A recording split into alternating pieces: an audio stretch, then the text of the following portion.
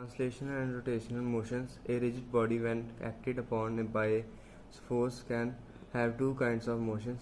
Number one, linear or translational motion, and number two, rotational motion. हाँ, इसमें ये बताया हुआ है कि जब किसी भी रिजिड बॉडी मींस ऑब्जेक्ट के ऊपर हम फोर्स लगाते हैं तो दो तरह की मोशन होगी, एक लीनियर और दूसरी रोटेशनल, दोनों में से एक मोशन होगी. ठीक है, लीनियर और translational motion. When a force acts on a stationary rigid body which is free to move, the body starts moving in a straight path in the direction of the applied force. This is called linear or transitional motion.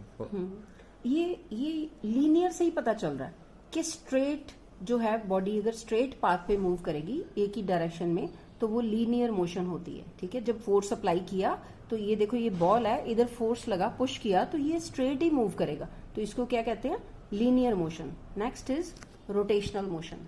Now consider a body pivoted at a point that is not free to move and a force is applied on the body at a suitable point. It rotates the body about the axis passing through the pivoted point.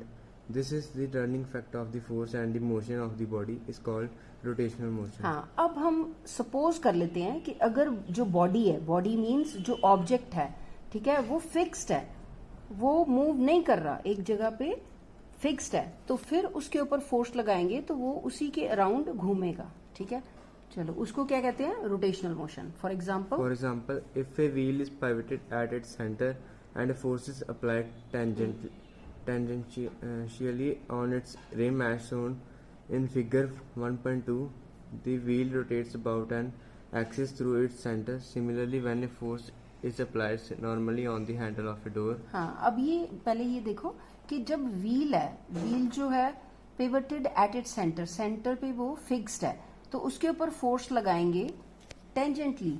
ठीक है, तो वो rim के ऊपर force लगाएंगे तो वो wheel जो है रोटेट करेगा about an axis through its centre, ऐसे गोल गोल घूमेगा. ठीक है, आगे turn the page.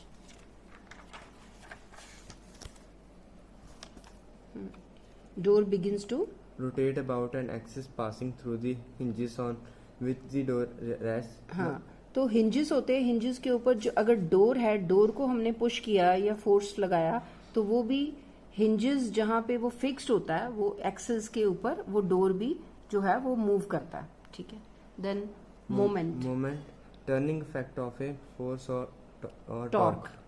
Consider a body which is pivoted at point O.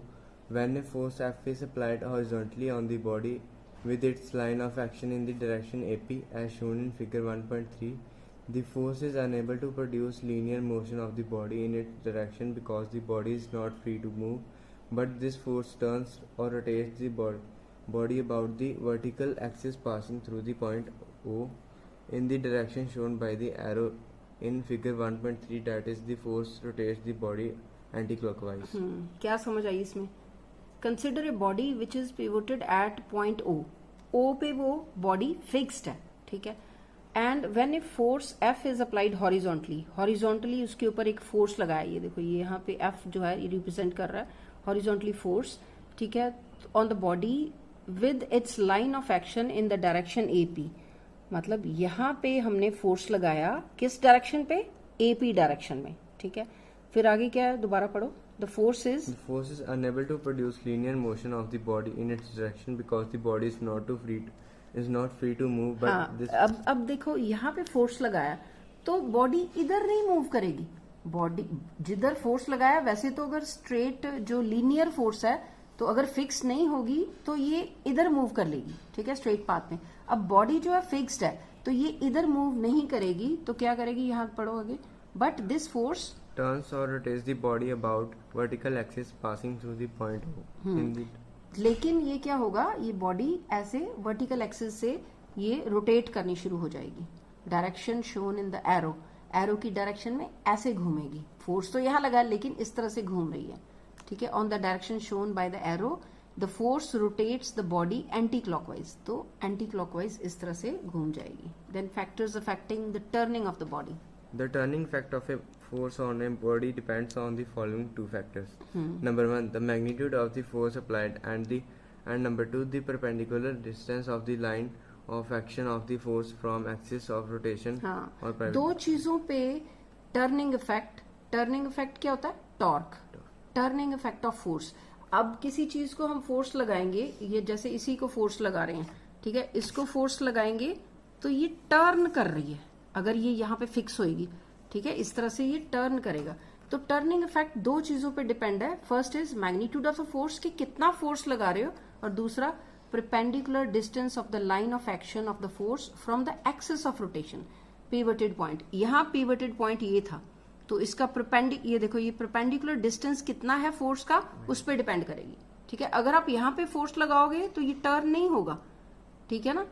Perpendicular distance पे भी डिपेंड है और कितना फोर्स लगा रहे हो, थोड़ा फोर्स लगाओगे फिर भी घूमेगा नहीं, ठीक है। ये सारा, ये दो चीजों पे टॉर्क डिपेंड करता है। Indeed, the turning effect on the body depends on the product of both the above stated factors. This product is called the moment of force or torque. हाँ, अब दोनों का क्या है, depends upon the product of both the above stated factor. Above stated factor कौन से हैं, ये दोनों, magnitude multiplied by perpendicular distance of the line of action of the force. तो इन दोनों को अगर मल्टीप्लाई कर देंगे, प्रोडक्ट मतलब मल्टीप्लाई करेंगे, तो वो क्या आ जाएगा, वो टर्निंग इफेक्ट आ जाएगा। उसको क्या कहते हैं, मोमेंट ऑफ द फोर्स या टॉर्क।